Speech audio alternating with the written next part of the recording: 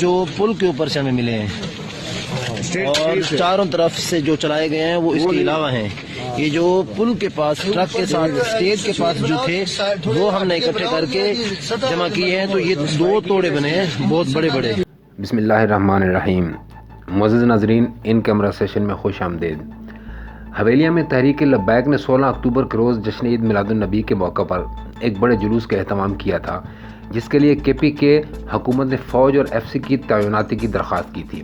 اس جلوس کی قیادت ٹی ایل پی کے امیر سعد رضوی کر رہے تھے، لیکن جب یہ جلوس چمبا پل کے قریب اپنے اختتام کو پہنچا تو اس پرامن جلوس پر پولیس نے شیلنگ اور سیدھی فائرنگ کر کے اسے منتشر کرنے کی کوشش کی، جس کے نتیجے میں 13 افراد کو گولیوں سے شدید زخمی کر دیا گیا اور 3 افراد شہید ہوئے. چنانچہ کارکنان نے اپنے بچاؤ کے لیے پولیس پر پتھراؤ کیا تو متعدد پولیس اہلکار بھی زخمی ہو گئے. اس حوالے سے تحریک لبیک نے پورے ملک میں احتجاجی کال کی دھمکی دیتے ہوئے کارکنان کو تیار رہنے کا حکم دے دیا. بعد ازاں عارضی مذاکرات کے تحت معاملہ ٹھنڈا تو ہوا، لیکن پولیس، فوج اور ایف سی بدستور تعینات ہے، جبکہ پولیس نے لبیک کے 78 کارکنان کو بھی گرفتار کر رکھا ہے. ناظرین، وہ خبر جس سے آپ بے خبر ہو سکتے ہیں وہ یہ ہے کہ تحریک لبیک بہت جلد لائے عمل کا اعلان کرے گی اور ہو سکتا ہے کے پی کے حکومت کو ایک اور بڑے لانگ مارچ اور احتجاجی دھرنے سے واسطہ پڑے، جو عمران خان کے لانگ مارچ سے بہرحال پہلے ہو جائے گا. یہ long march P T I کی صوبائی حکومت کو ناکو چنے چبوا دے گا. اس پر مشاورت بھی جاری ہے اور فیصلہ لگ بھگ ہو چکا ہے. 2 روز قبل حویلیاں سانحہ پر تحریک لبیک پاکستان کے امیر سعد رضوی نے لاہور مرکزی آفس میں ہنگامی پریس کانفرنس کی اور کہا کہ ہم اس متنازع علاقے اور بازار سے 3 کلومیٹر پیچھے اپنا جلوس ختم کر کے جا رہے تھے کہ ہمارا راستہ بند کر کے پیچھے سے ہم پر فائرنگ کی گئی. تحریک لبیک کے کارکنان کی ٹارگٹ کلنگ کی گئی. انہیں سر میں تاک کر 30 بور کے دیسی پسٹل سے گولیاں ماری گئیں. بڑی بندوقوں سے بھی فائر کیے گئے. اس پر المناک بات یہ ہے کہ جن لوگوں کو شہید کیا گیا انہی پر ایف آئی آر بھی کاٹی گئی. میں اس موقع پر ملک کے تمام مقتدر حلقوں سے سوال کرتا ہوں کہ ہمیں راستہ بند کر کے کس جرم میں گولیوں کا نشانہ بنایا گیا. میں وزیر اعظم، chief of army staff, chief justice of Pakistan, وزیر داخلہ سمیت ہر ذمہ دار سے سوال کرتا ہوں کہ ہمارا قصور کیا تھا کہ ہمیں ٹارگٹ کلنگ کر کے مارا گیا. ہماری مقامی قیادت سے طے ہو چکا تھا کہ ہمارا روٹ کون سا ہوگا. جہاں دفعہ 144 نافذ تھا، ہم اس سے بہت پیچھے پروگرام ختم کر کے واپس جا رہے تھے. متنازع تو حویلیاں بازار میں جانا تھا، اس تک تو ہمارے کارکنان گئے ہی نہیں. اگلے لائے عمل کے لیے ہم نے شورا کا اجلاس بلا لیا ہے. اس کے بعد ہم اعلان کریں گے کہ ہم نے آگے کیا کرنا ہے. باقی کہا جاتا ہے کہ آپ عدالت کیوں نہیں جاتے. ہمارے 3 کارکن شہید ہوئے اور 13 گولیوں سے زخمی ہیں.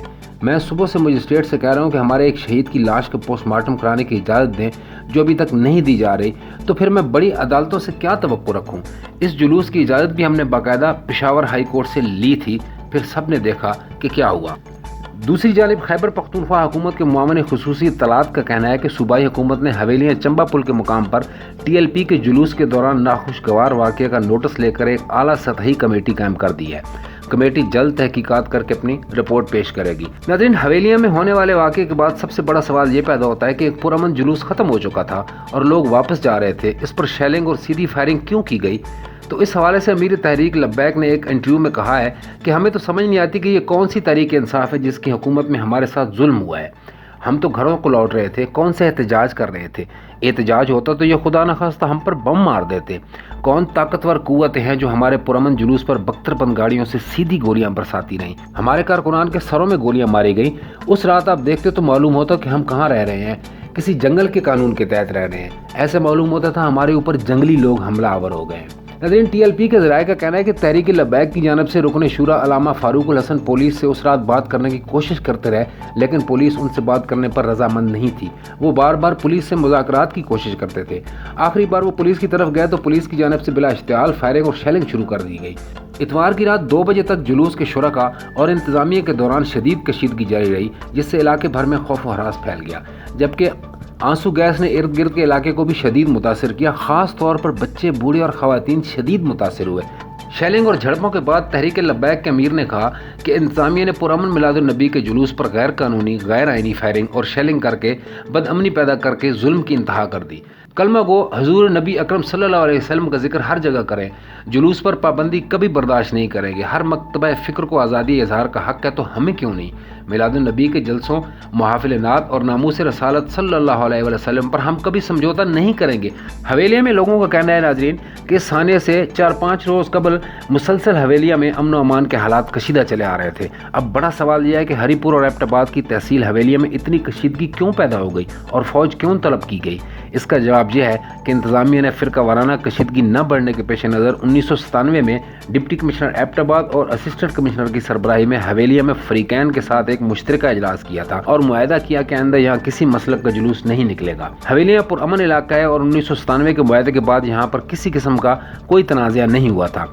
गुज़श्ता बरस भी इंतज़ामिया की नाअहली की वजह से तनाज़ा हुआ और अब जबकि TLP वालों ने अदालत से मिलादुन नबी के जुलूस की इजाज़त ले ली और मुतनाज़ जगह से कबल जलसा ख़त्म हो चुका था और पुरअमन तरीके से वो लोग वापस जा रहे थे तो जाने देते। अगर वो मुकर्ररा रूट पर नहीं जा रहे थे तो उनसे मुज़ाकरात करके उन्हें मुकर्ररा रूट पर भेजा जा सकता था, लेकिन बेहतर ये समझा गया कि इनसे गोली की ज़ुबान में बात की जाए।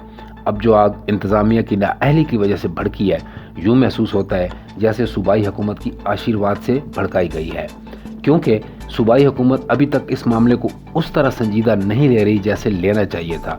जो अभी इन्हें चिंगारी दिखाई दे रही है, ये कल कलां आग भड़काने को काफ़ी होगी।